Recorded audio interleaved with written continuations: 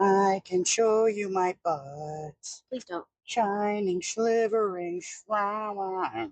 All right, Dear. we're recording, so I'm gonna pull up a Rotten Tomatoes for you.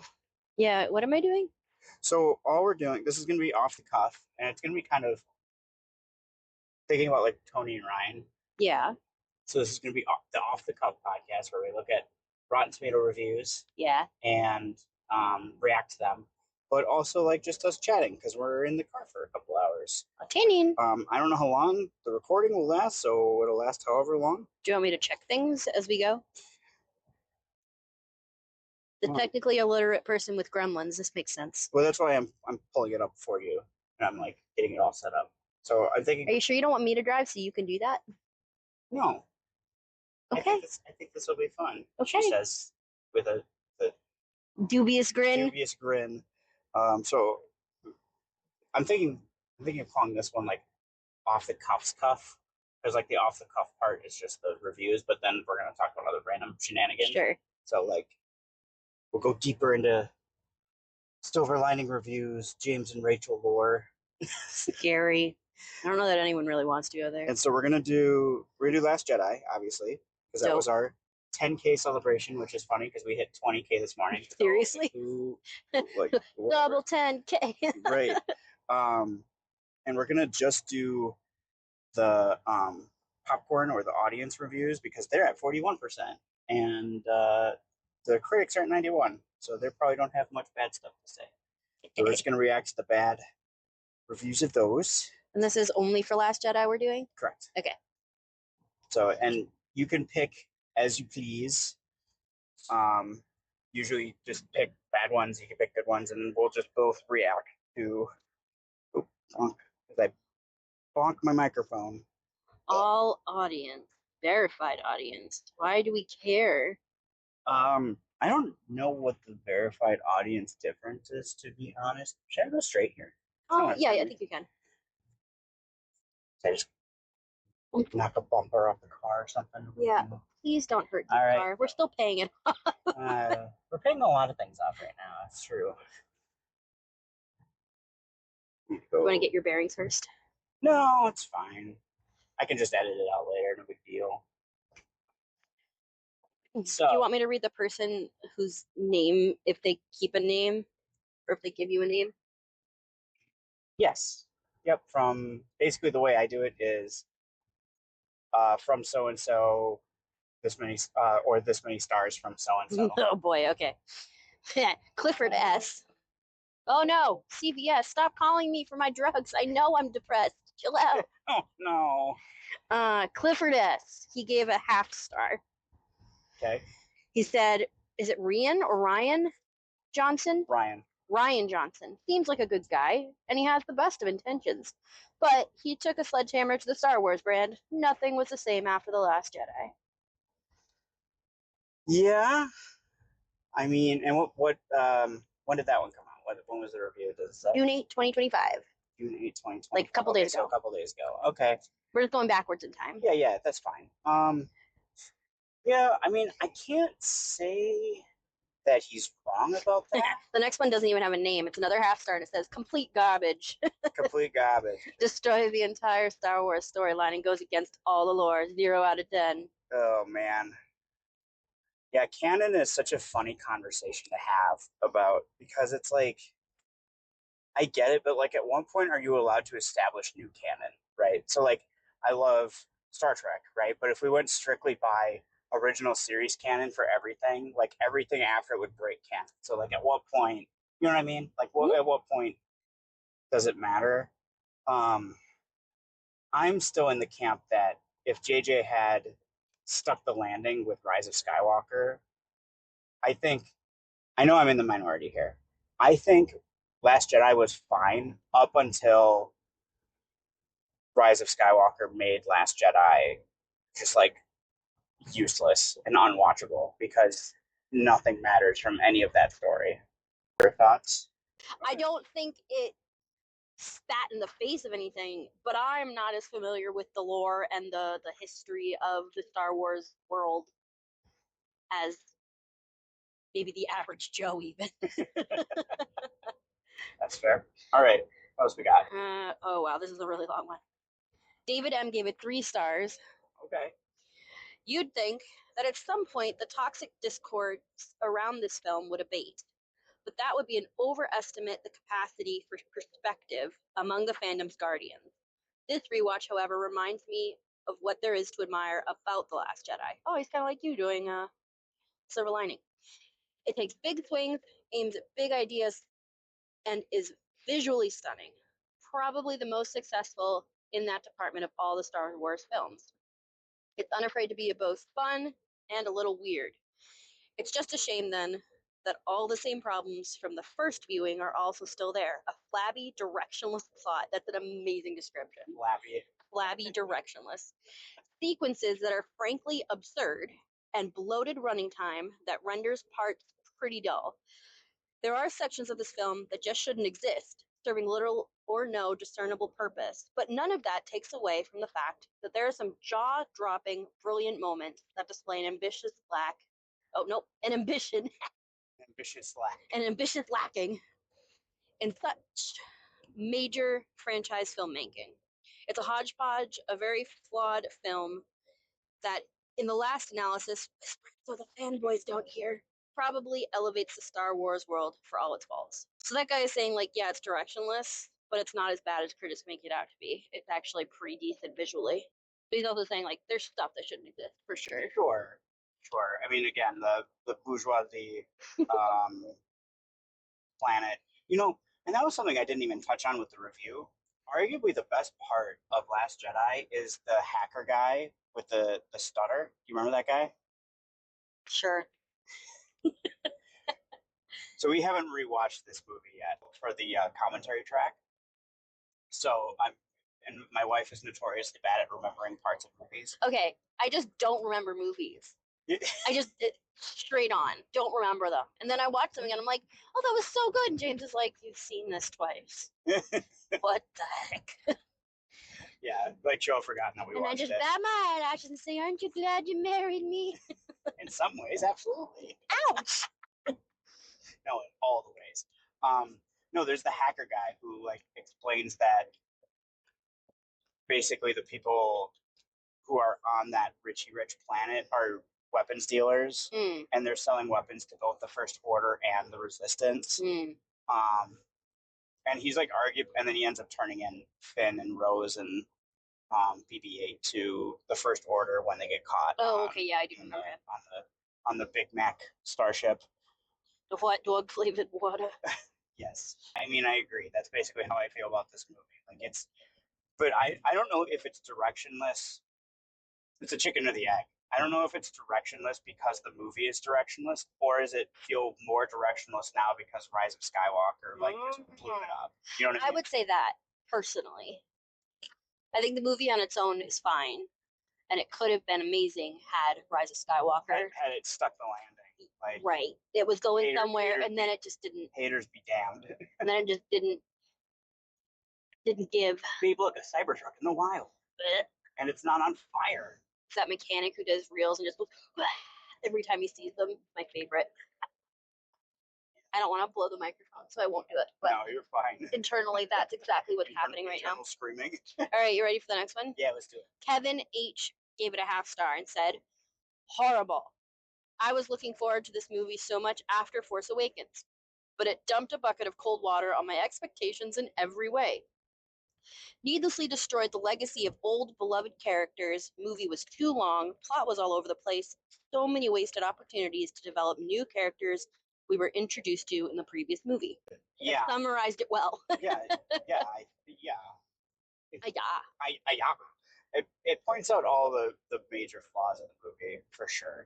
It's hard because I don't think they set up the characters particularly well in Force Awakens. Which leads to this new problem of like, okay, now you have to like try and advance that story, which then compounds in Rise of Skywalker too. Okay, now we're fitting 2 movies in 1 movie, and it's the last movie, so like we should already care about these people, and we really don't. Sure, it's a pretty fair assessment, and I think the half a star comes from more of like the emotional side of like being frustrated with the movie. Yeah, but his voice, his thoughts are very cohesive about it. Mm-hmm. The next one was by Lori L, and it was a star and a half. Okay. I thought this movie was the worst Star Wars movie because of how it portrays Luke Skywalker. It's because of this movie that I no longer think that Luke Skywalker is my favorite character, Angry Face. Sure. Well, Like, that sucks to be you, man. I don't know. well, and I think it's totally fair to have your opinion change on a character like that, but you're still forgetting that Attack of the Clones exists, and that's arguably the worst Star Wars movie Maybe they liked in it. a lot of ways. Prequels have been getting a lot of nostalgia love lately, and it's because the sequels movies have come out and they're crap, like decidedly crap across the board. And now it's like the prequels actually weren't that bad, and it's just like, yeah, I mean the bad stuff is still in the prequels. Like, The next one was Taylor W. Gave it a half star. This movie is a crime against humanity. There are two kinds of people in the world, those that dislike The Last Jedi and those that pretend to like it. I don't know. I think dislike is being generous with the people who actually hate the movie. Yeah, probably. Hatred is very strong. Also, putting the fandom in two camps is like a way to start a fight. Yeah, right. Can we not inflame the world, even though, yeah, you're probably right to a degree? It, I I would say that again. I hate to repeat myself. I think it's true now after Rise of Skywalker came out that if you're still saying you like Last Jedi, you're just kind of pretending that you like Last Jedi because you've chosen to die on that hill. Sure. Stubbornly. If it was Last Jedi had just come out and you're watching, you're like, okay, I'm really interested to see what is going to happen next. Because one of the things that's super frustrating is at the end of Last Jedi, the Resistance is down to being in the Millennium Falcon. Like that's it. It's like that's all they got. It's the Falcon. Everything else is effed. But and the lightsabers cut in half and all this other stuff. But then you start Rise of Skywalker, and it's just like we still have a bunch of ships and uh, Ray, I couldn't even think of her name at first. Ray's lightsaber is back to normal. Ray Palpatine. I was gonna say Spoilers. I was gonna say Daisy Ridley. Um, Ray's Technically, Ray's lightsaber is back together with no explanation, and now we have to deal with a passed away Carrie Fisher with like no scenes in the movie. yeah. Rest in peace. Yeah, that was rough that she died in the middle of this whole hot mess. Yeah, yeah. Are you ready for another one? Yeah, let's do it. Xander C gave a half star. The Last Jedi is one of the worst movies of all time. It makes the two mediocre, albeit entertaining films surrounding it worse by association.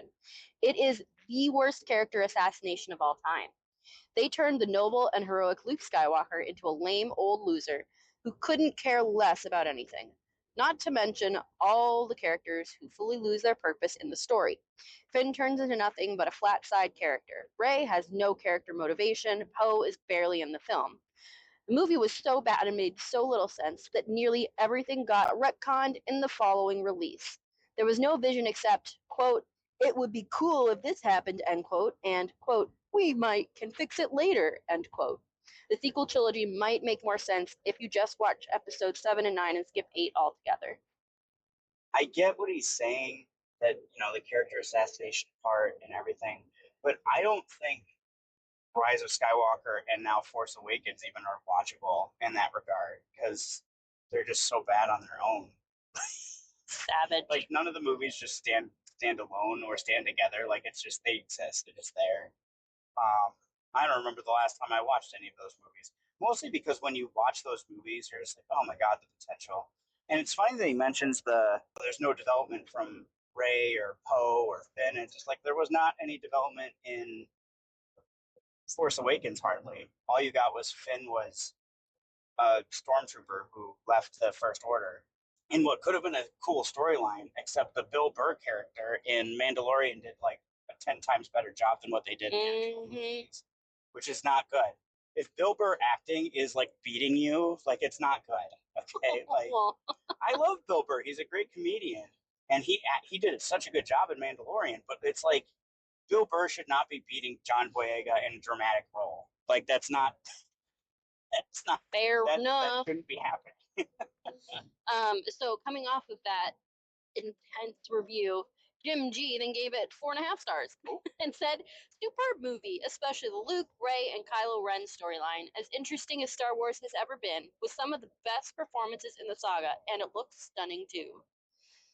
And then the majority of the rest of these are 1 star, half star. Yeah. Anonymous said, "Worst movie ever made. Never watch it." Well, it's not the worst movie ever made, but I guess. Randall D gave it half a star. "Garbage movie, garbage writing." Well, it's succinct anyway. Oh my gosh, that's fun. Someone wrote something in Spanish, but they gave it a half star, so I'm going to assume it's bad. Something about life being, I don't know. I don't speak Spanish.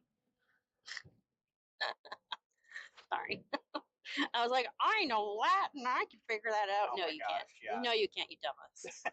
You dumb, dumb, dumb. Zoltan W gave it a 1 star and said, "I'd just like to add another," and he gives a down thumb emoji, Oh yeah. "to thousands of negative reviews. Subverting expectations only works if you subvert them with something good. Sadly, that was not the case."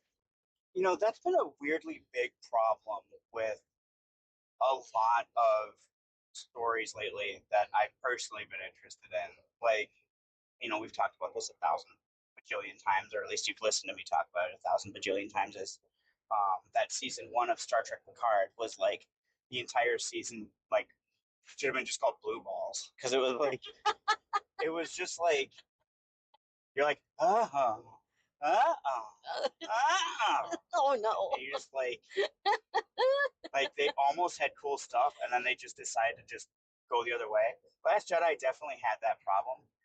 I will say though, they telegraphed it a little bit, where Luke has that line where he's just in the trailer where he's like, "This isn't gonna go where you think." Like, it's one of those, we're trying to tell you that like it's not gonna go the way you think.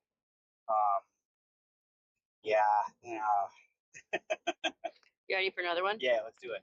Scott K gave it 1 star. Okay. "This isn't the lowest point in Star Wars, but it's close. It was a disjointed mess mixed with plot holes and made The Force Awakens look like a masterpiece.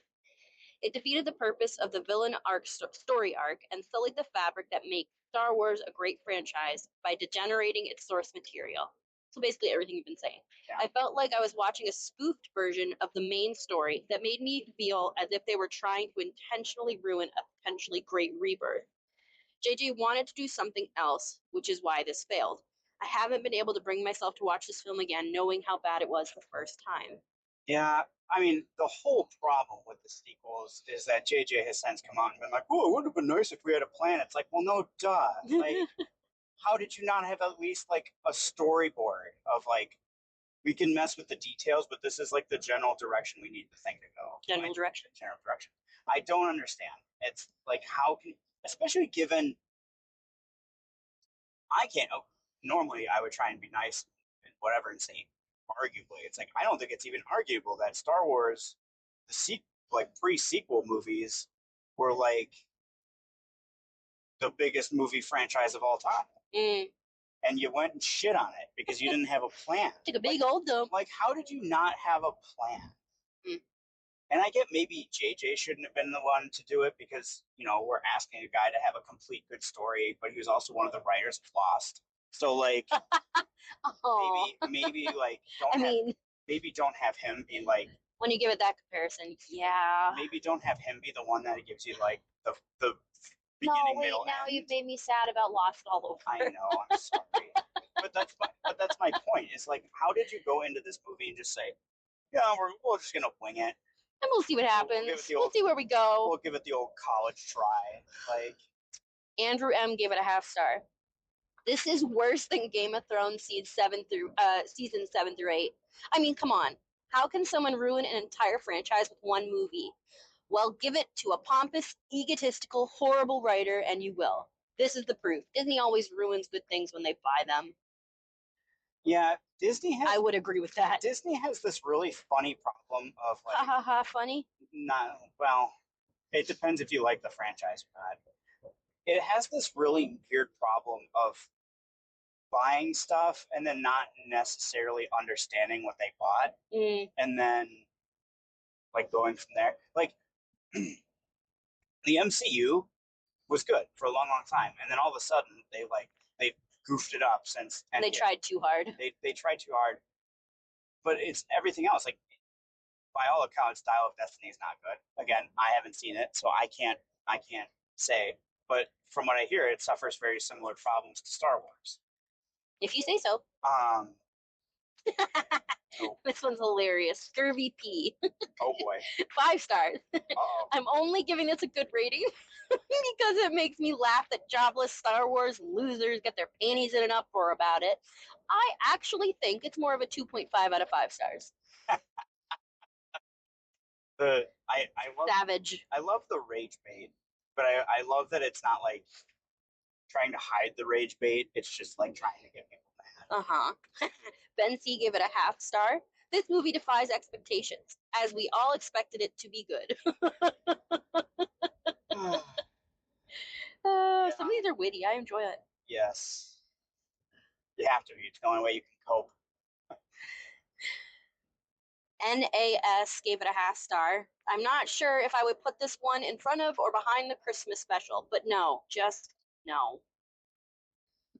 But when you have to talk about the Christmas special, like you're already, you don't think about it as much as possible.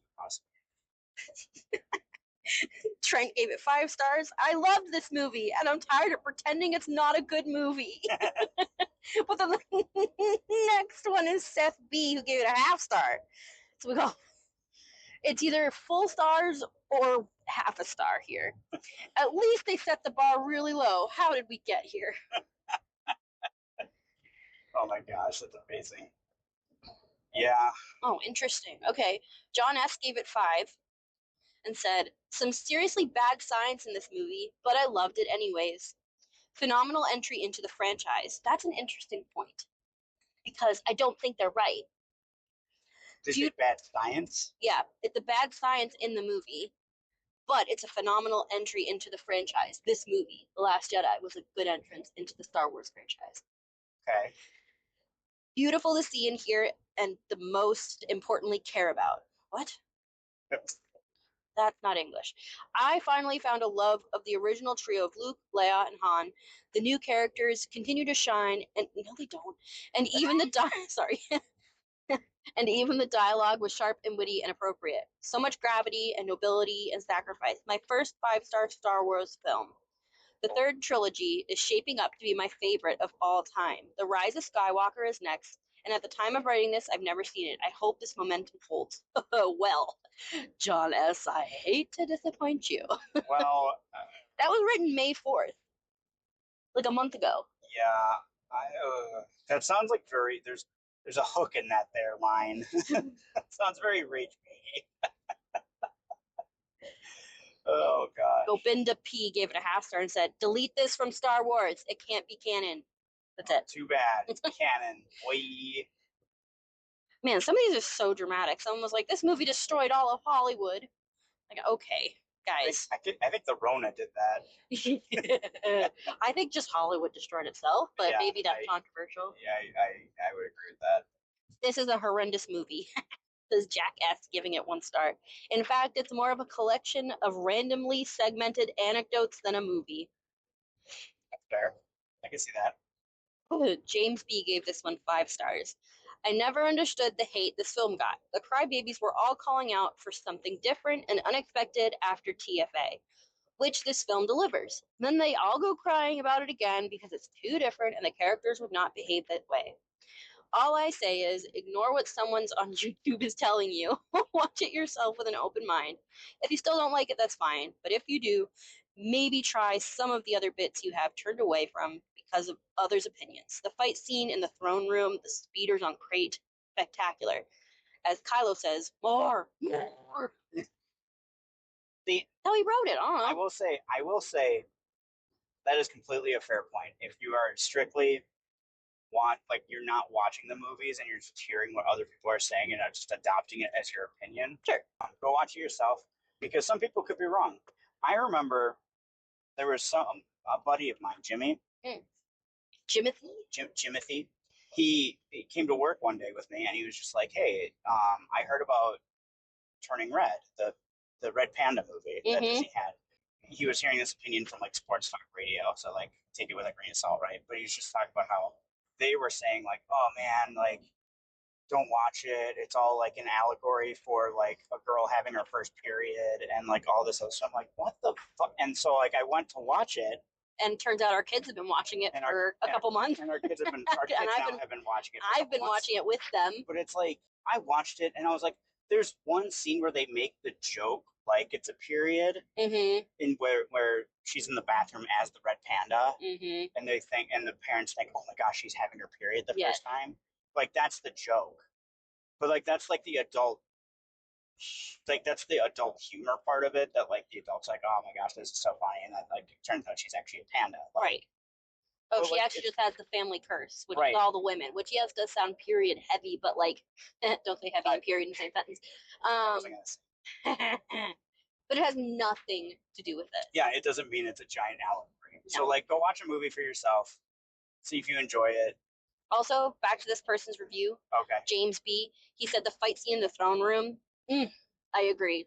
That fight scene was dope AF. I know you touched on that in the review. Yeah. It is the best lightsaber fight of the sequel movies. Totally. That's not saying a whole lot because they all freaking suck. But they do. The only thing that's cool about the Force Awakens one is the contrast in lighting, because it's dark on Star Killer base, and like so it's cool to see all the lights and stuff. But even then, the Kenobi series season 1 did a better job with the fight between Obi-Wan and Darth Vader. In my humble opinion. And then episode 9's was like that stupid. They used the Force to like stop their lightsabers and whatever, and then I don't know. It was stupid. Do you want to hear another ranty one that has no name attached to it but a half star? Sure, an anonymous half-star rant. Let's do it. A gigantic piece of crap. Not only the worst Star Wars movie ever, one of the worst movies ever, period. A masterclass in what awful writing looks like. Story arcs cut short for no apparent reason? Check. Nonsensical side quests that don't contribute to the story whatsoever? Check. Shoehorning ideological narratives into your writing without tact or subtlety? Check. Killing off characters mid-arc before they even get a chance to be more interesting? Check. I could go on for an hour, TBH. It's that bad. Just go to watch YouTube videos that highlight the presence of this postmodern failure. It's actually fascinating to analyze and dissect just how awful this movie is. That's the most enjoyable thing about this movie, criticizing it in immense detail line by line. That's the entertaining part. There's no shortage of material to draw from. F minus. The rage. I get it. We're talking about like it's an ideological blah blah blah blah, and I'm honestly not sure what he's referring to. Where he's like it's ideological nonsense, and it's just like okay, so what ideological thing are we talking about? What is it? Because I genuinely, again, I haven't seen the movie in a hot minute. I did it for the 10K subs because I remember it pretty well because I remember movies pretty well. But like, I don't remember any specific ideological anything that like would kill it. You know what I mean? Like I don't think of anything. I can't think of anything. I was trying to find all the high scores, but I can't seem to find them. Well, that's okay. I'm trying to think what else that guy said. I was too busy focusing on the ideological. Talking about like postmodernism and stuff. Like, it's one of those things where I feel like people say stuff to make it sound smarter, but I don't necessarily know if they know what they're talking about. And that's not necessarily fair, and it's not necessarily their fault. It's one of those things where I'm like, is it like a postmodern thing? I could tell you it's a modern Hollywood trend to do the subverting expectations to which personally I don't mind. Yeah, well, I don't mind subverting expectations. It just depends how you do it and to make sure you have a good payoff at the end. Because if you're going to subvert expectations, you better pay it off. I think the big thing with Star Wars, the modern Star Wars movies, is the deconstruction of the characters that you grew up with from the originals. So you're deconstructing Han in Force Awakens, and you do the whole Mary Sue Daisy Ridley character showing up and being like, "I can fix the Millennium Falcon," huh? And just showing up Han Solo, right, which isn't good. That's not ideal. Or even the part where it's like apparently Han has never fired Chewie's bowcaster before, even though they've been together for ages and ages. Like he shoots it, the stormtrooper goes like a bajillion miles. He's like, "I like this thing." It's just like, really, you've never fired it in your entire life with Chewie? Seems Like unlikely. not even once for funsies. Lord knows if I had access to a bowcaster, I'd be firing that thing every chance I got. Do you want to do one more quote unquote positive review or one more negative review? Let's do one more negative. That seems to be the fun stuff. David H. gave it a half star. For me, this movie was so unwatchable and cringy on many different levels. It just felt like a big middle finger to anyone who grew up with and loved the original trilogy series. Even if RJ wanted to make some risks, to take some risks, to make some deeper points, the execution seemed to me to be way beneath what he was actually capable of. To me, it felt lazy and deliberately disrespectful. That's interesting.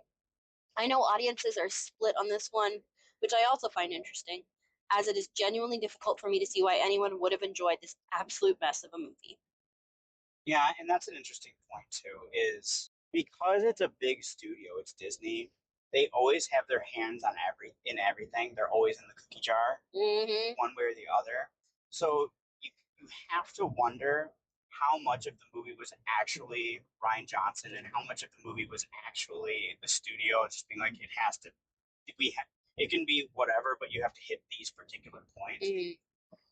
Um, I don't know. I think it's stupid for people to get this upset over a movie. Like, it's not real life. It's someone's business, sure, but like, unless it's also your business, like, shut the fuck up. Go outside and touch some grass, bitches. I don't know. Like, I don't know. I don't get it. well, okay, we're gonna poke. Let's poke. Would you rather people be online arguing over the bread and circuses, or would you rather be people go be online arguing over like Israel versus Iran right now, or Israel versus Palestine, or I don't think Ukraine versus either makes Russia? any sense to do because ultimately it doesn't lead to anything. It doesn't lead to anything good. At the very least, you're not going to change someone's mind by arguing in a forum. I guess, but it's again, it's a would you rather like because they're going to do it Neither. anyway. I picked C. Neither. You can't pick C. I will. Sit down with my arms crossed and my mouth duct taped. How's that? Okay, all right. Well, that's fair. If you really want to be technical, I guess argue about movies because, yeah, you might butt hurt somebody because you don't agree with them. But at the end of the day, that's fine because it's not real.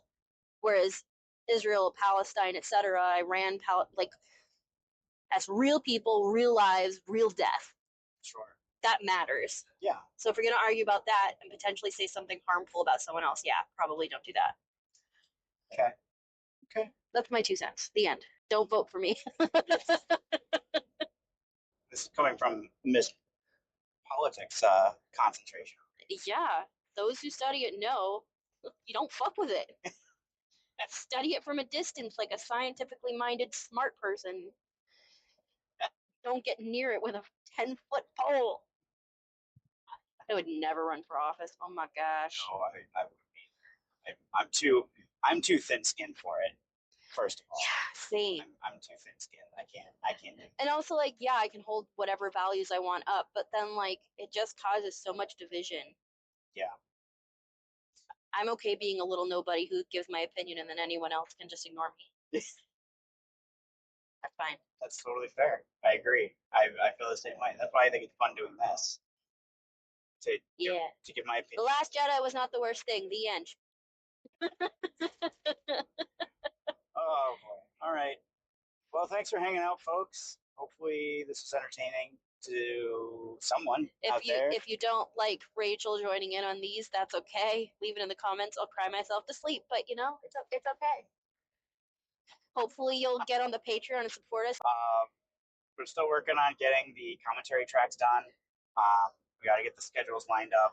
I'm starting a new job Tomorrow. tomorrow. Yee. And but yeah, otherwise uploads will still be regular between off the cuff, diamond in the rough, let's say nice things, and working on getting big dumb silly nerd, or what would it be, Bravo Delta Sierra. Sierra November, up and running as its own channel, because Lord knows I don't need to F with the algorithm. So be on the lookout for that. But otherwise, yeah, thank you all so much for watching and listening. Like Rachel said, you can go support us over on the Patreon. We've got two tiers. We've got the $5 tier that gets you access to the commentary tracks moving forward. The Battlefield Earth one is going to be on there for free because I don't want Battlefield Earth blood money. So that's on there if you want to. See, you're really not a politician at heart. If you want to, if you want to test out the waters on the commentary tracks, the Battlefield Earth one is free over there for the free members. And if you just want to support us over here, there's a dollar tier, and that's just a huge thank you. And again, you'll get your name up in spotlight on all the videos once we have some patrons. So thank you all so much for listening, and we will see you in the next one.